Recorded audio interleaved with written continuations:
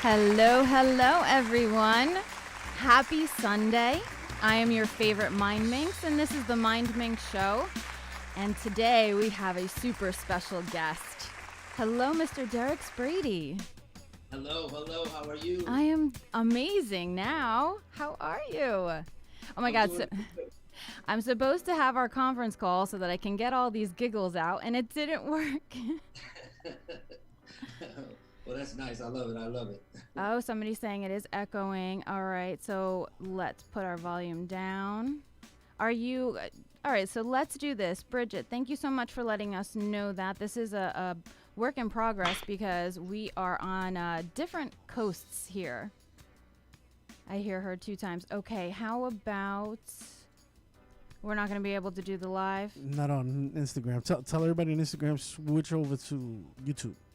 All right, so everyone, just so that we don't have any hiccups with sound, please join us on YouTube. Search The Mindminx Show, and we'll pop up. We're already live there. And Derrex, I'm going to end this now, but we'll be on, obviously, online. All right, cool. Thank you, everyone. Please join us there. The Mindminx Show. Go to YouTube and search The Mindminx Show. Okay. They'll The find Mindminx. Thanks you, everybody. Pinning it. Okay. Oh, I hear it. The mind. I can type show. Sorry, Derrex. No, it's all right.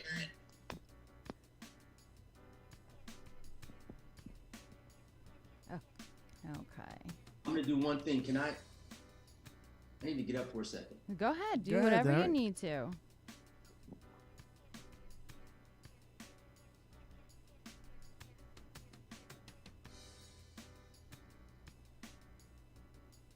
Let's post that.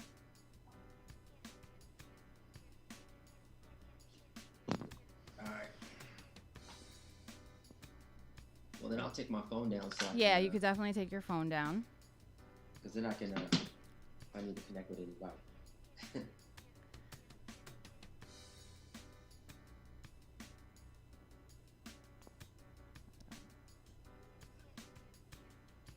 So can I turn the volume up here? Yes, you can definitely turn your volume up. All right, cool. Gotcha. All right, let's selling. We over here rocking. Hi. Oh my gosh, I am so excited to have you on. I had a great conversation with you just a couple of days ago. And, you know, we were talking about your history, and it was a super fun conversation to have because there's so much that you've experienced lately. But let's just introduce you real quick because, you know, I always get ahead of myself.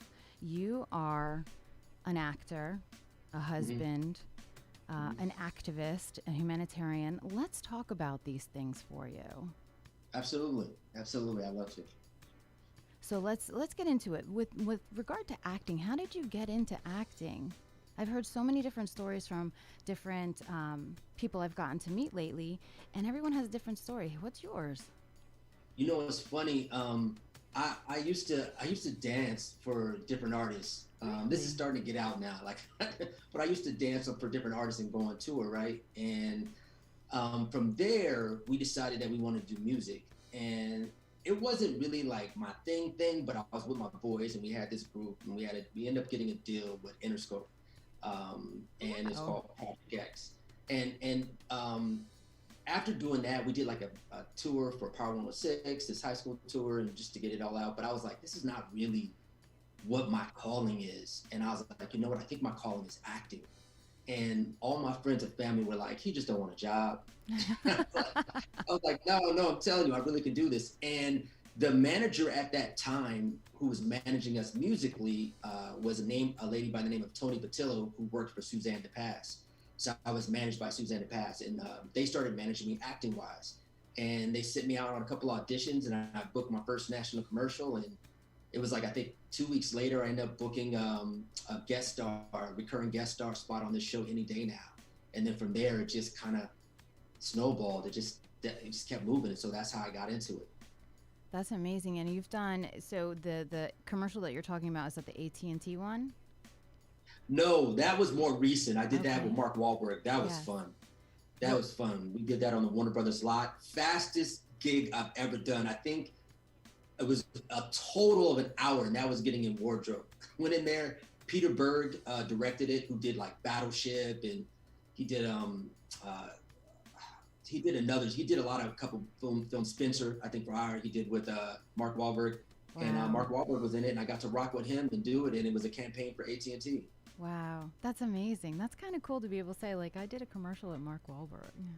Yeah, that was cool, and he was actually really cool. Like he was really down to earth, cool. Just doing what he do. Yeah, that's just, and he was just like the coolest dude. But you could totally feel like he was a walking company. Like he just employed a lot of people, and to see Wow. him so down to earth was like, okay, that's the way to do it. But this bug that you had for the acting, which actually is doing really well for you, transformed into others because you're not just in front of the screen, you're behind the screen as well. Yeah, it's funny. My producing partner, MD Walton, we used to see each other on the acting circuit, and we would go to auditions, and we never really like tripped if either one of us booked. Like we would see each other, and if I booked, he was totally cool. If he booked, I was totally happy for him. Never any negative energy. And one day we were going to the same audition, and we were like, listen, he was like, man, don't you like writing stuff and getting? I was like, yeah, man, I want to get into storytelling from another perspective, another expression. He was like, I am too. He's like, we should sit down and talk. And we did. We ended up doing this short film called The Championship Rounds, and ended up getting like 19 nominations. We won 14 Yep. awards. It starred Harold Perrineau from Claws and Best Man. It's starring Tina Wesley from True Blood, Queen Sugar, and Wow. also Michael Anthony Spady, who did this film, The Hammer, and and Lawrence Gilliard from The Wire. We put this short together, and it did something magical. And we thought, you know what? I think we have a way of telling stories that's unified, and so we should maybe do something together. Well, he actually said that to me, and I was like, yeah, we should. So we ended up we launched Skyscope Pictures, and And that's now your we have a couple production projects company. on our plate. Yeah. That's awesome. And so this Thanks. is what kind of shows do we have or movies that, are coming out from your production company that we can look forward to? Well, one of the movies I can't go way into it, but we do it as a short. We're doing a feature version of it now. It's called Michael, and it's about a former MMA fighter who, through child complications, ends up raising his 6-month-old son on his own, Wow. and actually ends up losing him because of poverty to the system. And he ends up deciding to quit boxing because he lost his wife, but he gets back in the ring to regain custody of his son and fight his way out of poverty. And it's a special story because he's literally trying to be a father to his son that he never had, Wow. right? And the big part of it is he's deaf. Wow. So he is trying to climb these obstacles with no hearing. And our lead actor, Michael Anthony Spady, really is hard of hearing. And we're working with Anthony Hemingway, who is our director / producer, our big brother. He has been behind People versus OJ, who for awards. He also did Unsolved, the Biggie Tupac story. Oh, wow. He recently did Genius, the Aretha Franklin story. And he's been working with us, getting the script together, who my producing partner, MD Walton, wrote. And we're putting this thing together. And Simon is also a producer on our team. And we got some special things ahead. We got 2 TV series that we've also written that we're also moving as well. Wow. We want to tell stories from a unique perspective, but we want to give voices to the voiceless. We want to tell stories that help the marginalized communities to be able to allow them to have a voice and a stance as well. And we want to do that with still having commercial appeal so that we can get a lot of people to see it, so we can create dialogue from different perspectives that people might not ever get. Wow. And that's our whole goal. That's amazing. So you're definitely keeping yourself busy. I'm trying, Sally. I'm trying. I'm here with you, so I'm rocking. I feel like it's going well. I am so honored that you're here, and it's such an amazing story. So we've talked about this, and I put it in your promo for a reason, that your relationship with your wife is so beautiful that I feel like that one picture completely embodied the love that you have for each other. And we spoke about how she was there for you when everyone who was affected in 2008, how you guys were affected. I think it's a beautiful story. Yeah, thank you. Yeah, my wife, Kelly Brady. She was down with me before I even started acting. And she believed in me, and so she's been with me along the whole journey, and we built from nothing. And in 2008, we had multiple properties. We had just bought a $1.3 million house. We had 5 properties, and during the market crash, we lost them all, everything. And so we had to figure it out. And the thing that I really appreciate about her is that she never looked at me like, "How did you get us here? What did you do?" I love that. She did like me. We rolled up our sleeves. We went into mission mode, and we rebuilt literally from the ground up. And then 6 years later, we ended up buying a new home, a little bit wiser.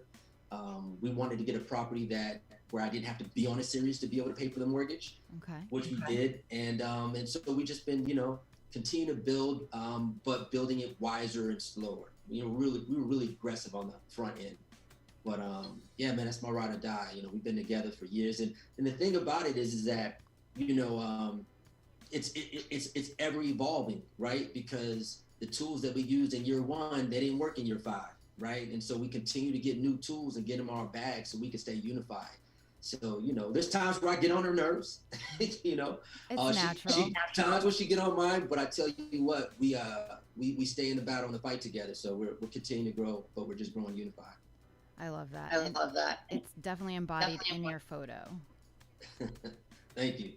It's so funny. That was a moment, I have to give love to Monet, who actually was the photographer for that shoot. And, we did it up in the hills, and it was in the weeds, and we also did family pictures together.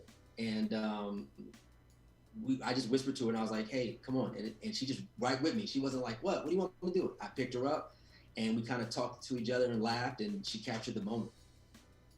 It's a beautiful photo. I'm not going to lie. Like right now, just listening to the background story of that just put a huge smile on my face. I love that. So all of these things that have happened to you from having the experiences that you had in your career, plus life and everything you guys had to rebuild, things are turning around for you, obviously for the better with your Skyscope Productions, that now you are a part of an amazing show that I can't wait to have premiere. Yeah, Johnson. You know what? I'm proud of a lot of things that I've done in my career, and I've been blessed to be able to stay somewhat consistent. But Johnson is one of the projects that I'm most proud of, and I'm so excited about it. And it's an amazing show. It's a POV of 4 Black men who actually, when in elementary, we all lined up on the blacktop alphabetical order, and we found out we had the same last name, Johnson. And with no relation. And, from there, we became friends, became family, and then became brothers. And we're the brothers we never had for each other, And I just really love the show because it's diving in as well as making people laugh and having these heartbeats of comedy in it. We're still dealing with some deep issues that go along and how we're navigating in life, everything from politics to religion to marriage to interracial marriage to relationships to friends, and we don't shy away from going there and talking about the topics. Right. We're gonna and so I'm excited about the show. Deji, LeRae, and Thomas Q. Jones are the showrunners of our show, as well as also 2 of the lead actors of the 4. I'm also my brother Philip Smitty is also one of the guys, and then I play Jarvis Johnson, who and we're the 4 best friends that are on the show. So I was actually talking to a friend of mine about speaking with you today, and they had a really great question. So I want to ask it to you. How much of your personal self translates into who Jarvis is as a character? You know what? I think Jarvis is cool, but I think that the similarities of Jarvis and I are we both are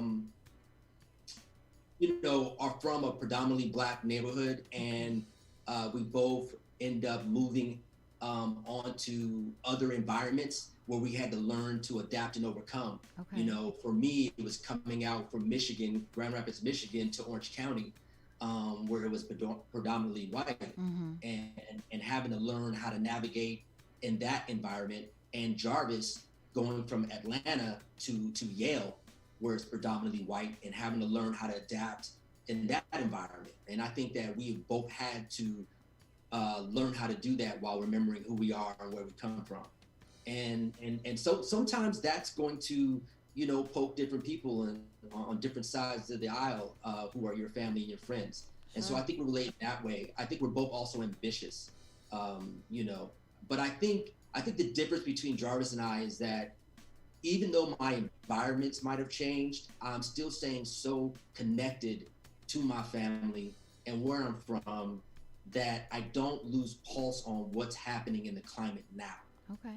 And what Jarvis is that he's a little removed, going to Yale and graduating and then coming back with a wife, and Jarvis is in an interracial marriage. You know, it's not that he doesn't see the plight of the African community, but I think that because of his environment, owning a company, having friends at the mayor's office, and having friends in some of the, you know, police departments, I think that he's not experiencing in the last maybe 10 years what some of his other friends or some other people might be experiencing. So he's a little removed from it. Mm-hmm. So for him, he's going to give the benefit of the doubt in situations versus just thinking it's going to be this.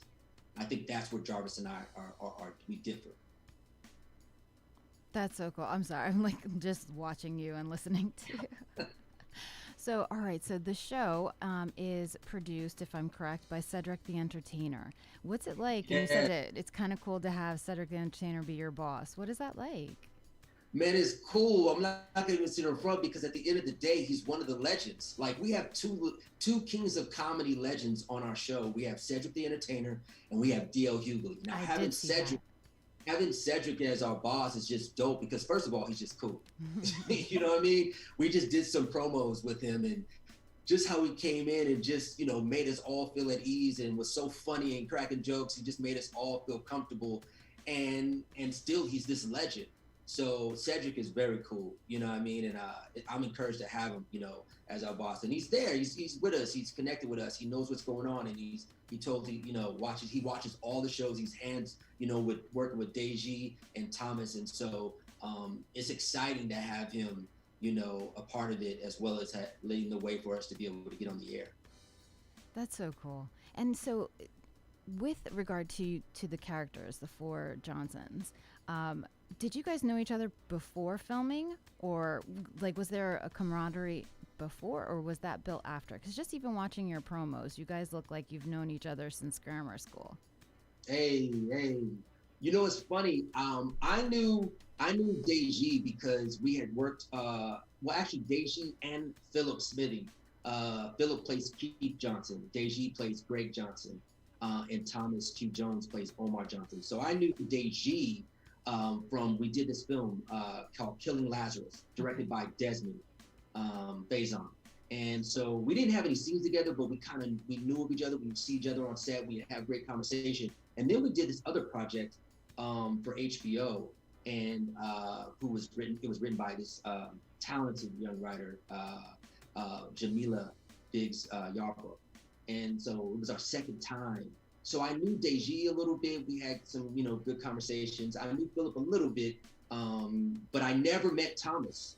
So we all three knew each other. We knew of each other, and we knew each other except for Thomas. Okay. And Deji and Thomas connected.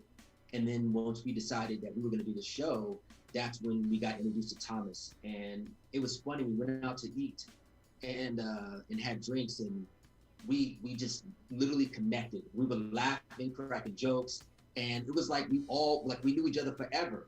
And wow. What a lot of people don't know is we actually shot the pilot for this for like maybe about 4.5 years ago. We shot a pilot, and wow. And from then it then got picked up, you know, this year. And so it's kind of awesome because we had like, you know, 5 years basically. You know, we shot it 5 years ago. We had almost like 5 years to just build this brotherhood, and we hang outside filming. Like I was with Deji doing a hike yesterday, in Runyon Canyon. And while we're about to go on the hike, Thomas called in and was like, "Hey, what are you doing?" And so that's just what we do. Philip and I will be texting each other. So what you see on camera, I'm telling, it really is just our brotherhood and having about 5 years to just hang and build with. And then we finally reshot the pilot and did all 10 episodes. It gave us time to build that even that much stronger. So what you see is real. That's cool. So then I'm really intrigued to watch, because when we talked about the conversations that you guys have, and it was funny because you said, you guys are in the pool hall, whatever, having these conversations. And I'm like, I said the meme, like all the wives are like, he's probably out there cheating. And no, what you guys are actually doing is talking about all of these situations. And one interesting one that you brought up was that Jarvis, and stop me if I'm not supposed to give anything away, but you said Jarvis voted for Trump, but not because of who he knew him to become. Well, that comes later. That comes in episodes later. But we didn't talk about it in that pool hall scene, but yeah, it does. We do dive into that a couple episodes later.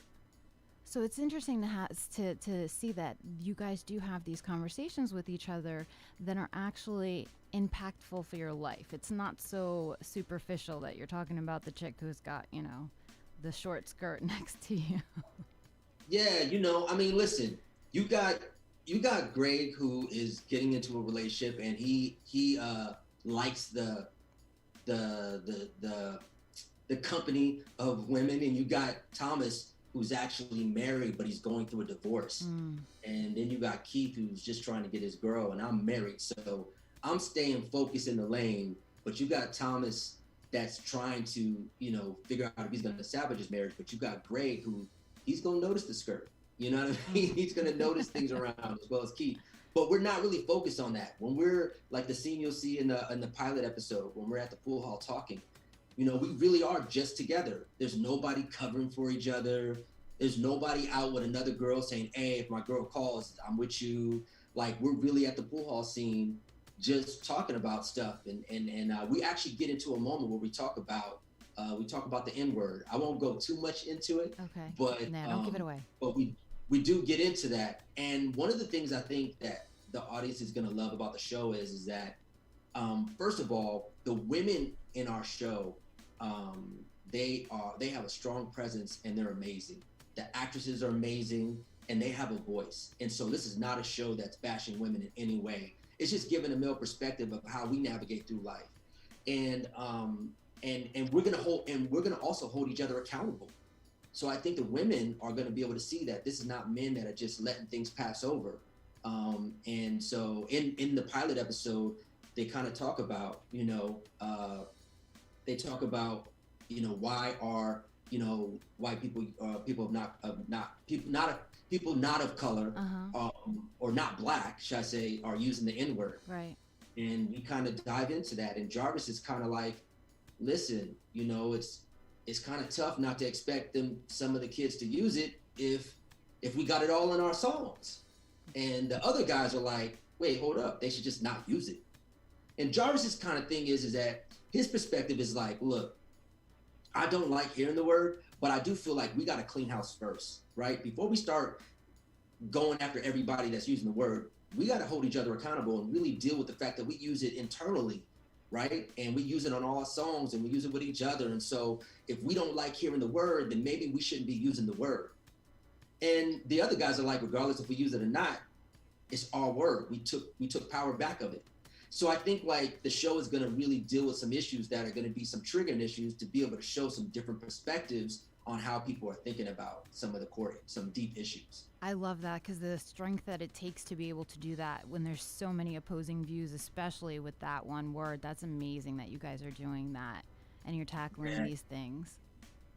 Yeah, and Deji wrote that first episode too, and he did a brilliant job on allowing perspectives to really have a voice, regardless of what our own convictions are. You know what I mean? Because my conviction is like, yo, don't use the word. But Jarvis, he's got a different perspective. You know, he's like, look, let's clean house first. We don't want to use the word. If we don't want to hear the word, let's not use it. And that's interesting, because that really does exist, but people not of color don't know that. So it's nice to see that. Yeah, yeah. Well, I have a question. So I know we're supposed to fall in love with Jarvis first. But what do you think? How do you think it's gonna go? Like, is the pilot episode we're all gonna fall in love with all of you collectively, or is there, is one episode gonna be shining more on one character? Or is it always gonna be a collective? Well, I think there's different views from different people, right? And I think that, I think what I would say is I think the audience is going to find something of themselves in every character. And I think that and some people are going to lean more towards what's relatable for them on certain characters. And I think we all four do that. I think one of the things that Deji and Thomas have really, really done well is and I remember saying this when we were filming, is, man, you guys have really found a balance where, sometimes some episodes might lean towards one or two characters a little bit more, but for the most part, everyone really, really has a balance in each episode. So of course, there's some episodes, like I said, are going to lean more towards one character, but for the most part, everyone really has a presence. That's and awesome. I don't know how he did that because there's only so many minutes. Yeah. This is a 30-minute dramedy, so it's not a 1 hour. So to be able to have balance and really be able to a voice to be heard from each one of the characters is amazing.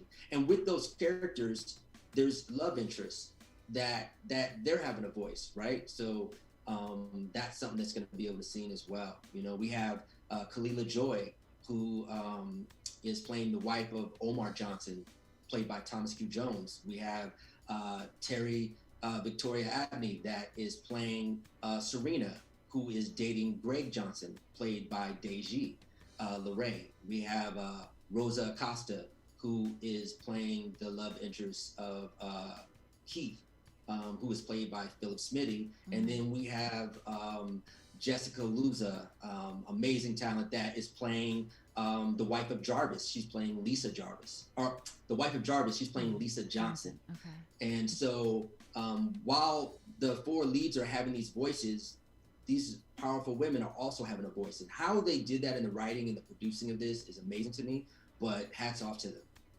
Yeah, definitely hats off, because I thought it was an hour-long show. It hasn't premiered yet, but I was just under the assumption with the topics that you're handling, it would be an hour show. So, wow.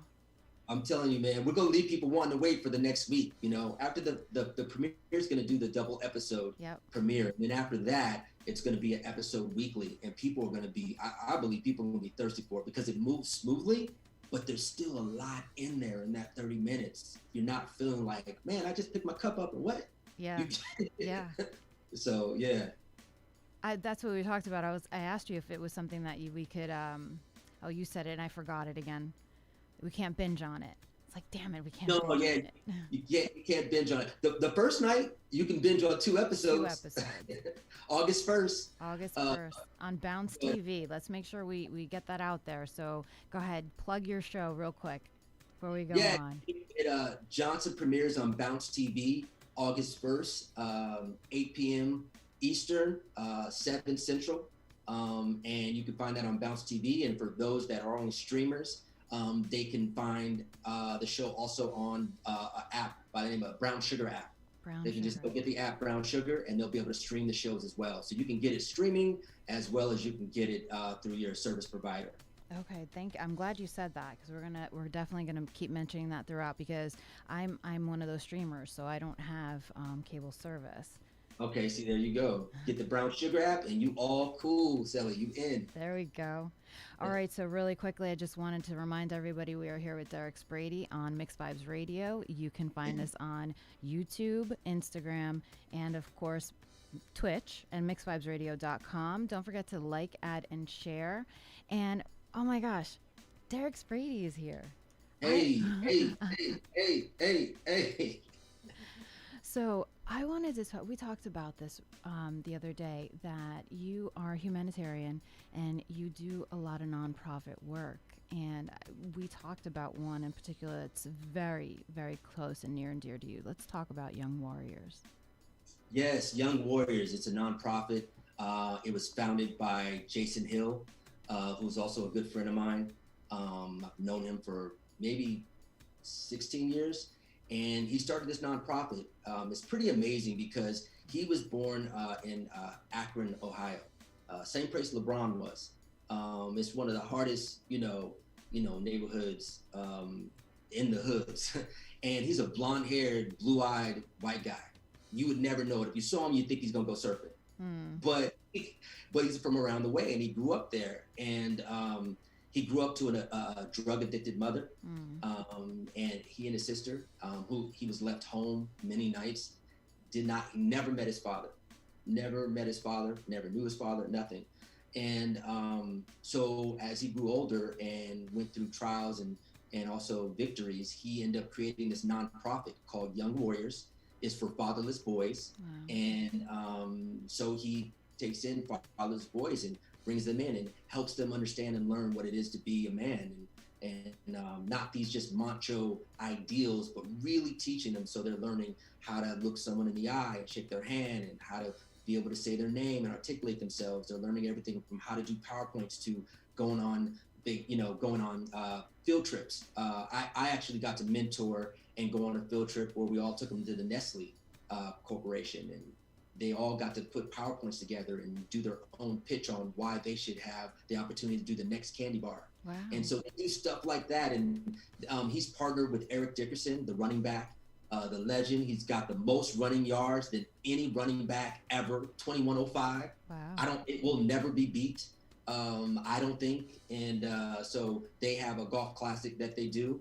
I think they're in their 7th classic golf tournament, where they raise funds for fatherless boys and they put into the program.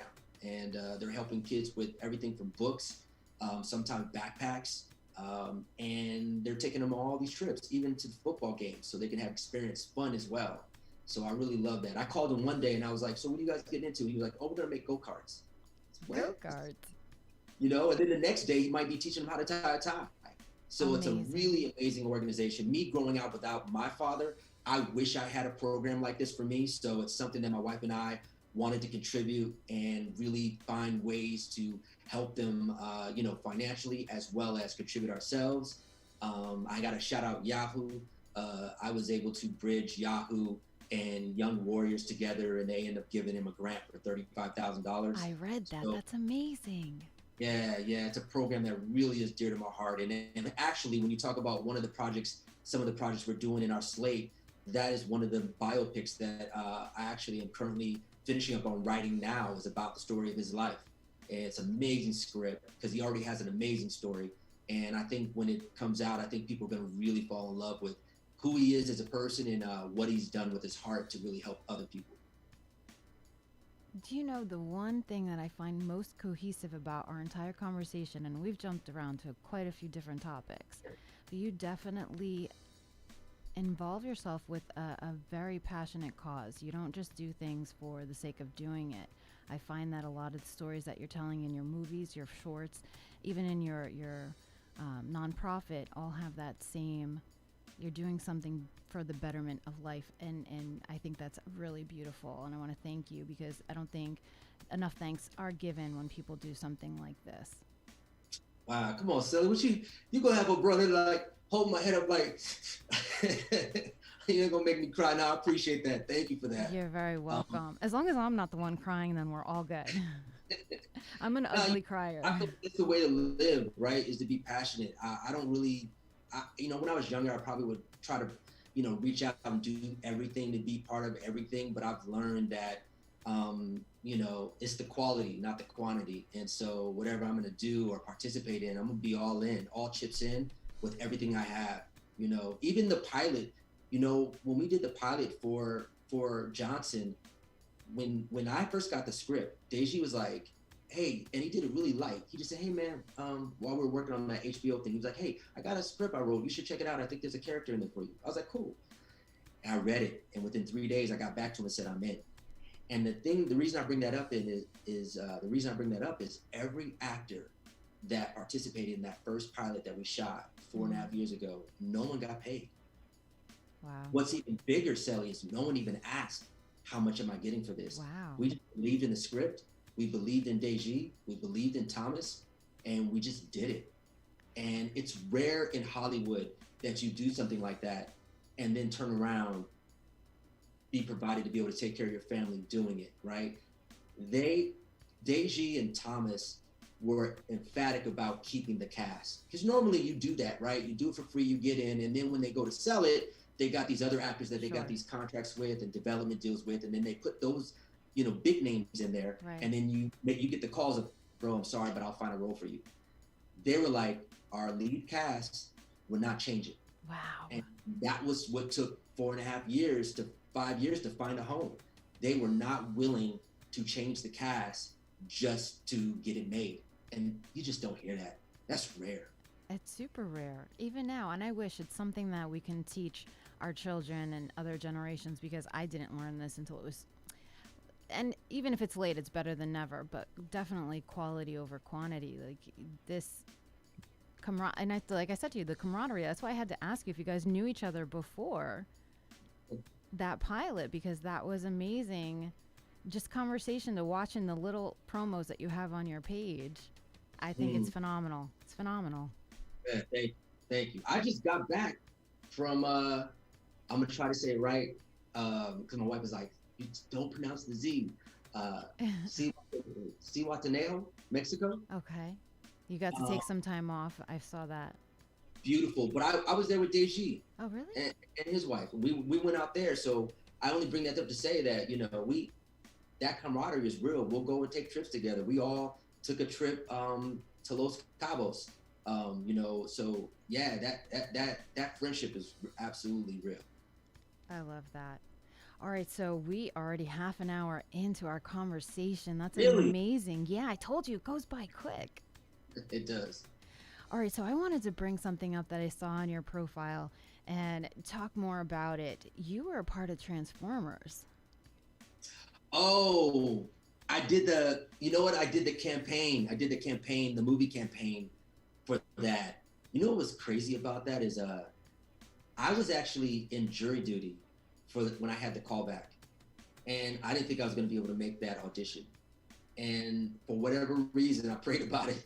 And they were like, it was up till like almost, I think it was like, I had the audition at 5:30 and it was like 4:25. I'm downtown LA. I had to get over to Santa Monica. And they just said, okay, guys, we're releasing you. And I jumped in my car, I raced. I literally was the last person to audition for that role. Wow. And I got the call. I was working on Girlfriends with Tracy Ellis Ross. I was working on Girlfriends the last season of that. And I remember I got the call and my manager at the time said, you didn't tell me Michael Bay was directing this. I said, what? I didn't know. And so I got to get directed by Michael Bay, who did the Bad Boys and Transformers franchise and all that. That was an amazing moment. Yeah. Oh my God, that is so, like, I'm sorry, like I'm starstruck just at the idea of being able to have these conversations, and it's not even my life I'm talking about. What is it like in being that this is your life? Wow, that's crazy. You helped me reflect. I mean, yeah, that it really is a blessed life, man. It's been a blessing, and it was crazy. I mean, that was really a fun time for me. What was really cool is that no one had saw Optimus Prime at the time, and I remember him going, "Hey, come over here so you can see what's happening," because at the time they just had this big arm that acted like a shadow, and he was like, "Optimus Prime's gonna fall in your car," and he was like, "Here, let me show you what it looks like." And I'm like, what? Like, I'm getting to see Optimus Prime before anyone sees Optimus Prime. So cool. And so that was fun. Yeah, that was a blessing. Yeah. I'm such a nerd when it comes to movies like that. I'm so jealous. I wish I could have seen his arm before. It was crazy. I was like, what are they doing? We did it in downtown Los Angeles. And man, that was a blast. That was cool. That Michael Bay, first of all, is a rock star. Like the way he showed up on set and went to business, like he literally came out of the car, landed, started asking questions from different people, started talking to me, talked to everybody, got them together, said, let's go. I was like, wow, this dude has his team. He knows exactly what he wants and what he's doing, and he moves. That's pretty amazing. That's really cool. So, all right, so you've got all of these names that you've are working with or have worked with. Have you ever experienced a not so put together crew and you go into trying to make something amazing and it just is not working?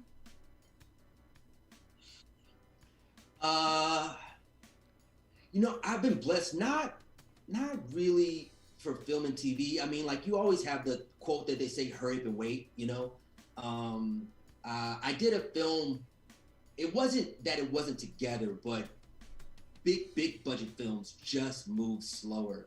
And I remember my experience. I did this movie called Simone with Al Pacino, and I remember being on set the first day, and actually, and my boy Patrick Dancy, he was in the film as well. Wow. And but it was so weird that we had these trailers. We're on set. I was there. We didn't even get dressed in our wardrobe. They were putting something together, and we got paid all day just to chill. Wow. So it wasn't that it was like unorganized. It was just kind of like, so we're getting paid just to chill in our trailers. Like, that's weird. And then the next day we started filming. So, I've had experiences like that. And I think sometimes there's probably a couple indie projects that I've done. I'm not going to say any names, but Okay. there's a couple indie projects I've done where I'm kind of like, I probably didn't need to come for about 5 hours. Like, Oh, wow. what are we doing? But it's pretty rare. Like, I've been blessed to pretty much really work with people that are talented and bring a crew together and they know what they're doing. And so something might take a little longer because they might not have all the people there, or it might be something that's such a big budget that they have the budget to take their time. Got you. So I've both Okay. those kind of experiences. That makes sense. Okay, that's more understandable. So it wasn't just okay. I get it. I hope everyone else understands my question, and you answered it. Thank you. Yeah. So yeah. what was it like working with Al Pacino? Like, that's one of the greats. Oh man, it was crazy, Sally. Look, I have a story. So Andrew was our director. I can't remember Andrew, who he also directed Gattaca. He's directed Okay. a couple other films. He did that with Ethan Hawke. But so we have the scene, right? And the scene is Al's playing this down and out director who has like this cult following, and no one sees his films anymore. He's not the guy around town anymore. And so now he does premieres, and half the time people don't even show up. So he's vacuuming the carpet, he's looking around, nobody's showing up, there's no crowd anymore, he's not the guy anymore. And so he's kind of discouraged, right? And so we're these guys that follow him. He has this cult following. We love whatever he makes. We find it, we watch it. So there's about 10 of us that kind of come out of the film, maybe 8 of us come out of the film, and he's walking over towards us. And he's kind of like discouraged, or, he's just down. He has no energy. He thinks that we don't love it. Nobody's really there. So we shoot that part, and now we're going to shoot the scene where we're right in front of each other. And all of a sudden, out of nowhere, Al has Rachel Evan Wood is playing his daughter. And out of nowhere, he just looks at her, he makes a noise, and then he goes, north, south, east, west. And the director goes, action. And then I almost stopped the cut because I was going to say, yo, Al, we're rolling. But why are you, but I didn't say anything, thank the Lord. And then the director goes, action. And he turns around and he just looks at us kind of confused and dazed. And so he used not knowing where north, south, east, and west was, so that when he turned to us, in his head, he was trying to figure out where he was, but that came off like he's dazed and confused and doesn't know if we like the film. Oh, wow. I was like, okay. Wow. Okay, that's another, that's more than just knowing where you're coming from and what's the objective of the scene. Like, he's using space. He's using, altitude and, direction of where he is to improvise his scene, to motivate it. And I was so blown away from him. And I was like, okay. And that day where he thought no one liked his film, I saw him offset. And I remember saying, hey, I said, Mr. Pacino. And he didn't even look up. He just looked. He's almost tripping over his feet. And what I found out is that he's a method actor. So if that day is supposed to be miserable, it's supposed to be insecure, he plays that on and off the set. He does not break. Wow. And the next day we shot, it's when we were clapping for him and happy, and I saw him and I said, hey, Al, and he was like, hey. And I just learned, wow, that's how I want to do it. So I'm a method actor. I'm that same way. Okay. If we're shooting a scene, Sally, and if you're my best friend, then I'm going to talk to you during lunch. I'm going to text you. We're going to talk. We're going to laugh. But if we're doing a film and you and I don't get along, I'm not going to say more than 2 words to you if I have to. Okay, so don't take it personal. Don't take it personal. We even had a scene on Johnson where we were playing my first day of shooting, and there's a great actor. I think it's James Austin. He's playing opposite of me, and we're kind of competitive in the real estate mortgage business, and we don't really get along, but we're trying to figure out our way. But I'm not really feeling him. So I remember we went to go get mic'd, and I didn't say anything to him. And I could tell he was kind of like, and then we went to go shoot our scene, and in between scene, I really didn't say anything to him. And then I was getting ready to go do my next scene, and I felt so bad. I ran all the way to the van when he was about to leave, and I said, hey. I said, I just want to let you know I'm Method, bro. I love your acting. I think you're phenomenal. But I'm just not interacting in the moments where we're filming. And he was like, oh, okay. He's like I totally get it. Thank God. Thank you for telling me that. That would be me. You would have to tell me. Yeah, I went and told him after because I needed to get that scene out first because it was our first day of shooting, but so I could just have it stamped of where we are. But yeah, I'm Method. That's just how I rock. I'm able just to bring more life to it if I kind of live that out. So now what's the difference between like method acting or immersion? Is that the same or is there a difference? I don't really know what the other one is. Okay. I don't know, but I know method. It's pretty much you try to put yourself in a situation, whatever is that situation. Like for instance, if I'm in a scene and it's emotional, and it's called for me to bring a lot of emotion, I'm not going to think about my grandmother passing away. Like that substitution doesn't work for me. Now there's other actors that do that. But it's not what works for me. So I'm able to do all my background research and do my work to be able to find out the history of that relationship. And then I'm able to bring everything with intention in that relationship. And I'm affected and moved in that scene with that person. I'm not using anything else outside to substitute. And that's method. I'm listening and reacting and responding to what you're giving me. I'm not really substituting anything. And there's other actors that do that. I just found it doesn't work for me. In fact, Thomas Q. Jones has some methods of doing things like that, and he's an amazing actor. He was a professional football player.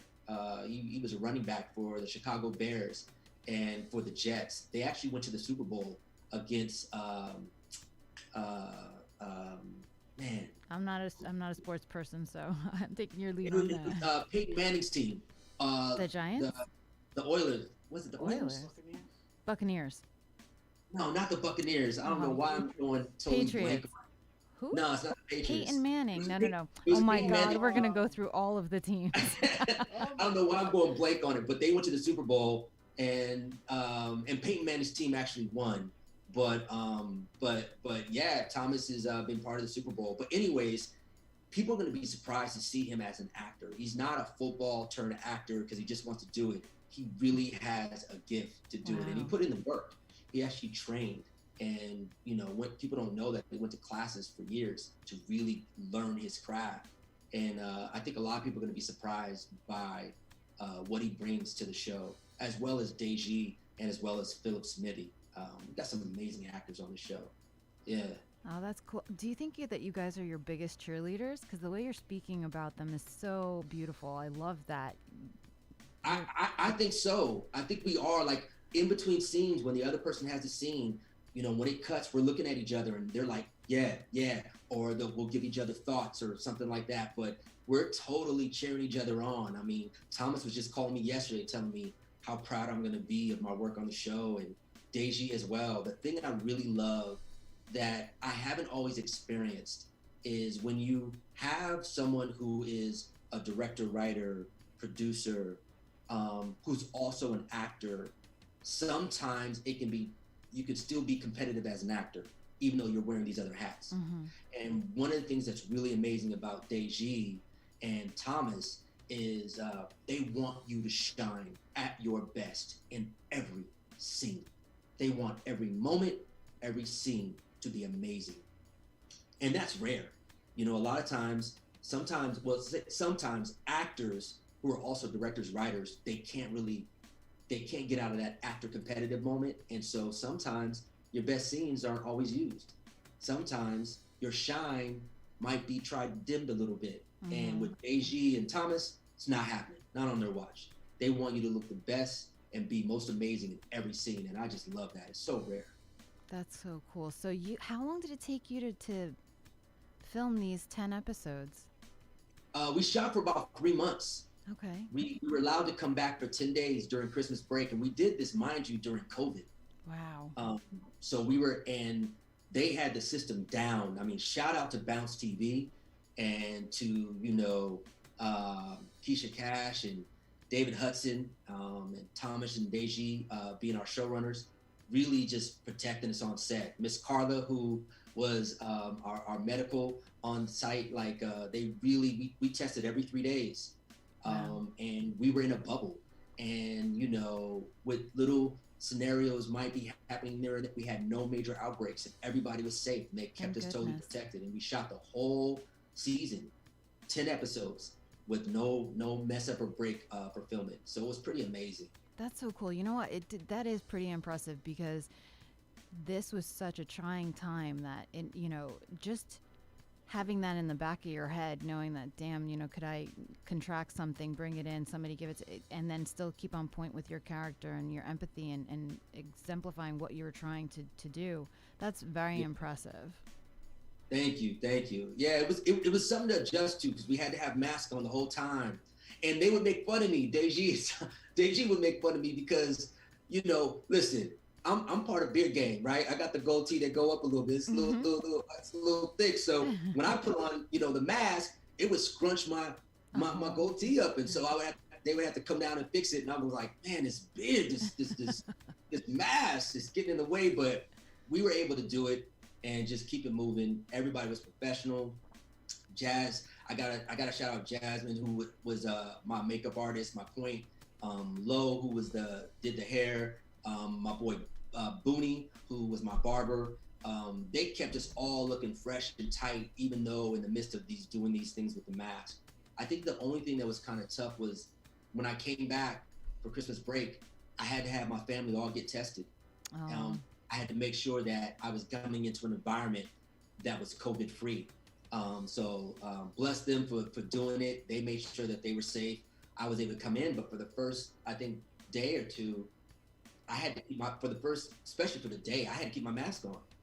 So I had to hug my family when all of us had masks on. So that was a different adjustment. But by the time we got to Christmas, it was all good. That's so crazy. How was that? Did you guys have to stay in quarantine while you said you got the 10 days for the holidays? So were you quarantined for the rest of the time filming? Yeah. Oh yeah. While we were filming, we were either in our hotel room or we were shooting on location. After we kind of got a rhythm down and we got safety precautions down and we understood what we were supposed to take to the gym, we could use the hotel gym. But we didn't get to see Atlanta. Like, the only time I got to really see Atlanta was when we shot on location. 3 months and you didn't get to see Atlanta. No, we couldn't go out. And it's funny, associate producer Marsha, I don't know how she did it, but I remember maybe the second night I was there, I was downstairs and I was about to go to the store, and I was in the lobby on the phone talking to my cousin, Charmaine, and I was like, let me go to the store. I was literally about to go, and she called me. She goes, hey, what you doing? I said, hello? She goes, it's Marsha. What are you up to? I was like, I was about to just go to the store. She was like, yeah, you don't have to. We'll send someone out for you. We need to stay here. Wow. And I said, Marsha, how do you know I'm about to leave? She just started laughing. She goes, I just needed to make sure you're okay. So yeah, we couldn't even go. We'd have to get the groceries delivered, or they would go pick it up. But yeah, we didn't get to see it. Well, I love that extra precaution so that you guys were safe as well. God forbid, you had to extend filming if one of you guys got sick. But how did you guys not get stir crazy? I got stir crazy. I think that the reason is because we were really focused. I think all of us knew the opportunity we had with this show. And, we really were like, if I wasn't filming, then I was studying my lines for the next day and breaking it down. Or I was working out, trying to be in my best shape. So everybody was really, really focused. I mean, I've been in the game for a little bit, and this is the first time I've ever been part of a show where we get to dive into the issues that we're doing and be able to really shine. And so we all kind of were like, we got to protect it. We got to protect it, and we all stayed in. We didn't really trip. We all, in fact, when we even went to go get food, sometimes they would let us, like, we could go get food if they would bring it out to the car, but we weren't even allowed to go in restaurants. Well, I love You know? that precaution, and Yeah. you know what? You guys got an amazing show out of it, and I am super Thank you. excited to see I this. can't wait for you to see it. I can't wait for you to see it. You're gonna have to tell me, Sally, what you think. I absolutely will. I definitely will. So again, we are here with Derrex Brady, most recently from Johnson on Bounce TV, premiering August 1st, and I think we did an hour. We are an hour in, sir. Is there anything else that you want to talk about? Man, I think you hit it. We talked about a lot of subjects. Yeah. I mean, no, I just think it's a great show. I can't wait for everybody to see it. I think they're going to be really surprised at the content, the quality, the storylines. I think they're in for some really, really amazing content, and I can't wait for people to watch it. I concur, and I'm definitely recommending this. This has been a wonderful experience, and I want to thank you so much for giving me some of your time on a Sunday afternoon, no less. Absolutely. Yes. And please tell, man, all your listeners, I'm so encouraged for any of them that are listening and have been on this journey with us today. I really appreciate the love, and I just think you have a great audience, Sally, and I'm glad to have been able to participate with you today, and I have fun. You made it smooth and easy. I can't believe Thank that you. it all went an hour. So you're doing amazing as a host. You are walking in your calling. Thank you so much. Oh my God. Okay, now you're making me blush. Now you're making me blush. All right, so I will not take any more of your time today, but I do want to end off by saying that's all the time that we have for today. It's a new week, so go own it. And don't forget to mind your favorite minx and join us next time. Derrex, thank you so much. Absolutely, absolutely. And I hope everybody can catch the full interview if they haven't on the YouTube channel of Mindminx, and they can catch the whole interview and just rock with us. Definitely. Thank you so much. Have a great day, everyone. All right.